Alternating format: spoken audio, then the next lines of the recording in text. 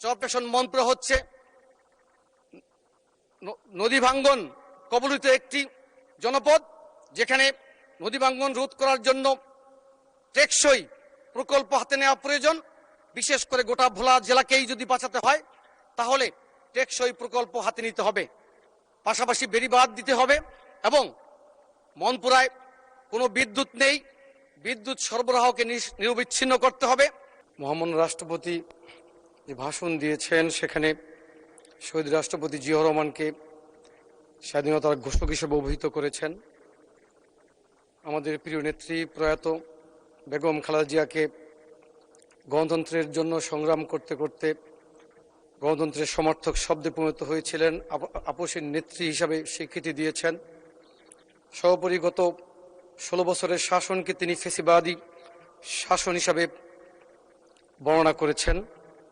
এর জন্য মহামান্য রাষ্ট্রপতিকে ধন্যবাদ জানাচ্ছি। প্রিয় স্পিকার, আপনার মাধ্যমে প্রথমেই এই সংসদের সামনে শ্রদ্ধা জ্ঞাপন করতে চাই শহীদ রাষ্ট্রপতি জিয়াউর রহমানকে, যিনি শুধু স্বাধীনতার ঘোষকই ছিলেন না, যিনি ছিলেন আমাদের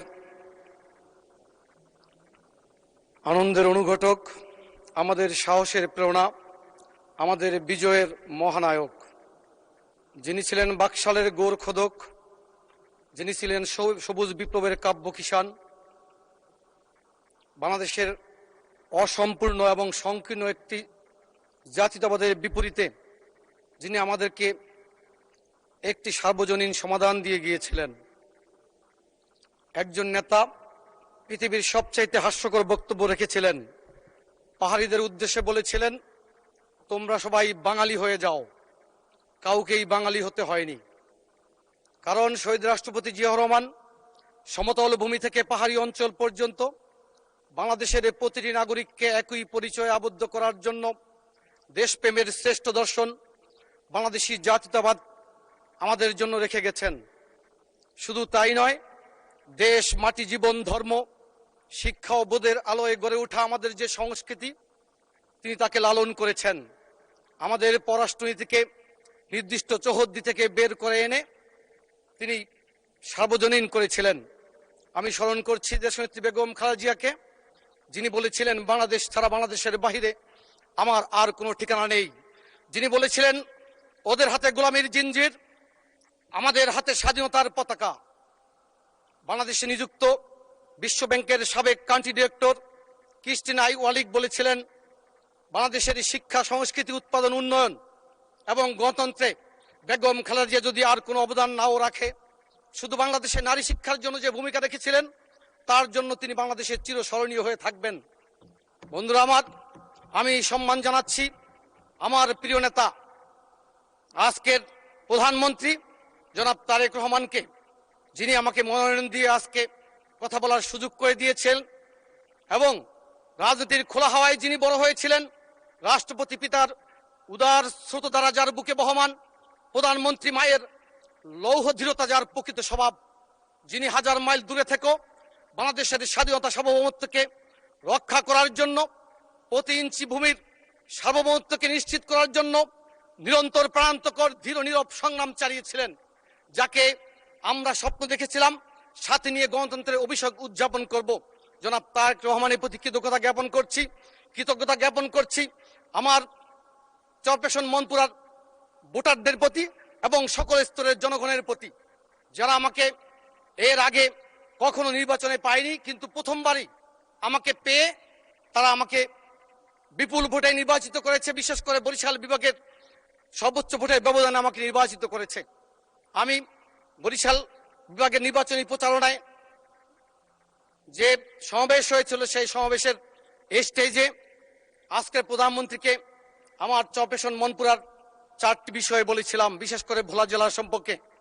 একটি বিষয় ছিল, ভোলা জেলা বাংলাদেশ থেকে বিচ্ছিন্ন, আর ভোলা থেকে আরো বিচ্ছিন্ন হচ্ছে মনপুরা সহ আরো অনেকগুলো দ্বীপ, যেখানে মানুষ চিকিৎসা সেবা থেকে বঞ্চিত। আমি বলেছিলাম ভোলার চরপেশনকে মাথায় রেখে যাতে একটি মেডিকেল কলেজ স্থাপন করে দেয় ভবিষ্যতে বিএনপি ক্ষমতায় আসলে। এটা আমি আমার প্রধানমন্ত্রীকে সেদিন স্টেজে বলেছিলাম। আরো বলেছিলাম, ভোলা বরিশাল ব্রিজের জন্য ভোলার দামাল ছেলেরা নদী সাঁতার কেটে ঢাকায় এসে অনশন করছিল। এই জন্য ভোলা বরিশাল ব্রিজের কথা বলেছিলাম। আরো বলেছিলাম চরপেশন মনপুরা হচ্ছে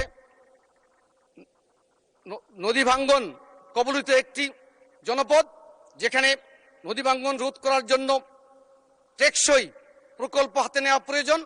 বিশেষ করে গোটা ভোলা জেলাকেই যদি বাঁচাতে হয় তাহলে টেকসই প্রকল্প হাতে নিতে হবে, পাশাপাশি বেড়িবাঁধ দিতে হবে এবং মনপুরায় কোনো বিদ্যুৎ নেই, বিদ্যুৎ সরবরাহকে নিরবিচ্ছিন্ন করতে হবে এবং ভোলা চরপেশন মনপুরা প্রাকৃতিক সৌন্দর্যের এক লীলাভূমি। এই প্রাকৃতিক সৌন্দর্যকে কাজে লাগিয়ে ভবিষ্যতে এই চরপেশন মনপুরাকে সাস্টেনেবল। ধন্যবাদ মাননীয় সদস্য, আপনার সময় 2 মিনিট বাড়ানো হলো। ধন্যবাদ মাননীয় স্পিকার, আরেকটু বাড়িয়ে দিতে পারলে ভালো হতো। যাই হোক, আমরা ঢাকা থেকে যখন রওনা দেই এই ভাঙা পর্যন্ত, ফরিদপুরে ভাঙা পর্যন্ত আমরা স্বাভাবিকভাবে যেতে পারলেও ভাঙার পরে রাস্তা আসলেই ভাঙা।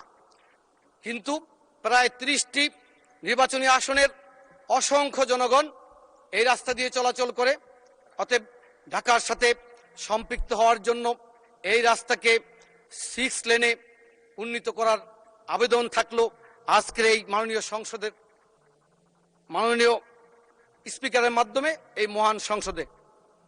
বন্ধুরা আমার, আরেকটি বিষয় হচ্ছে যে যদি ঢাকার উপর থেকে আমরা ট্রাফিক এবং কমিউটার চাপ কমাতে চাই তাহলে খুলনা, বরিশাল, ভোলা, লক্ষ্মীপুর, চিটাগং এই রুট যদি চালু করা যায় তাহলে ঢাকার উপরে ট্রাফিক এবং কমিউটারের প্রেসার কমে যাবে ভবিষ্যতে। এই জন্য ভোলা বরিশাল ব্রিজ এবং ভোলা লক্ষ্মীপুর ব্রিজের মাধ্যমে এই হাইওয়েটি করা সম্ভব। যাই হোক, আমি সংসদের একটি বক্তব্যের উপর দৃষ্টি আলোকপাত করতে চাই। গত সপ্তাহে সম্মানিতা নারী সাংসদ একটি বক্তব্য রেখেছিলেন মব কালচারের বিপক্ষে। আমরা লক্ষ্য করলাম মবের বিরুদ্ধে যখন বক্তব্য রাখছিলেন তখন ট্রেজারি বেঞ্চের উল্টো দিক থেকে টেবিল চাপিয়ে সাধুবাদ জানানো হয়েছিল, উৎসাহ দেওয়া হয়েছিল।